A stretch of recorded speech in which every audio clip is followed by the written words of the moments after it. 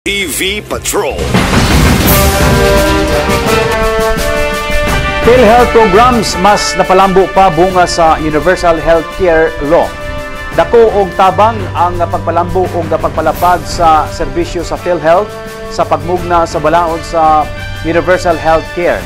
Gipasabot ni Philippine Health Insurance Corporation Regional Vice President Dario Azeron II nga sa pagkahimong balaod sa Universal Healthcare nitong 2019, tinuod nga nahimong limitado pa ang pagpalapad sa programa sa rason nga limitado pa usab ang pundo nga gigahin ini sa gobyerno.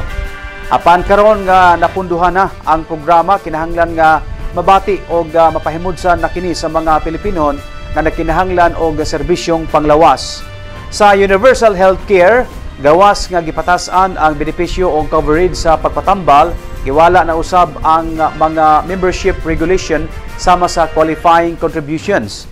Mas gipasayon usab sa Universal Healthcare ang serbisyo o benepisyo ngadto sa mga senior citizen nga retired PNP, AFP teachers ug ban pang mga retired pensioners sa GSIS, Pag-ibig o SSS.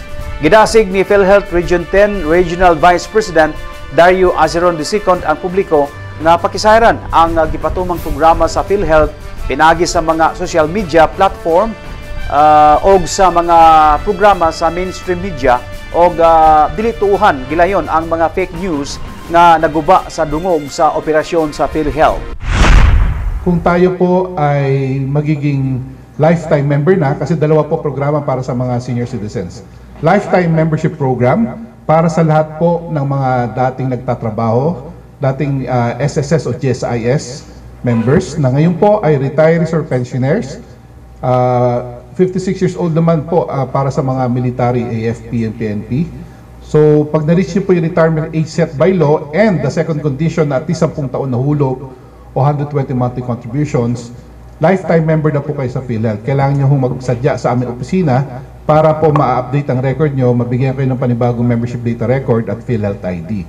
Para sa mga members naman na senior citizen nating members na maaring hindi nagtrabaho ng araw, gainfully employed, pero nagko-contribute sa Medicare o nag-voluntary sa PhilHealth, dahil namiyandahan po ang senior citizens law, kailangan nyo lang po mag-fill up ng PhilHealth membership registration form at mag-attach ng senior citizen.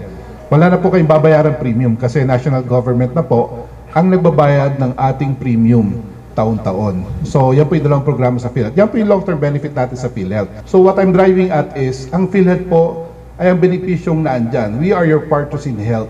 Tayo po ay naghahanda para sa kung dumating man yung hindi nating inaasahang panahon, tayo po ay may sasandalan. Kaya po, yan po ang ating adhikain sa PhilHealth na ipaalam po ang benepisyo sa ating members. As we celebrate the 30 years ng PhilHealth, we'd like to assure our members, especially here in Misamis Occidental, na matatag pa rin po ang PhilHealth. In fact, marami po tayong benepisyong nilulunsad. Tulungan niyo po kaming ipaalam ito sa ating mga kababayan dito. One TV Patrol.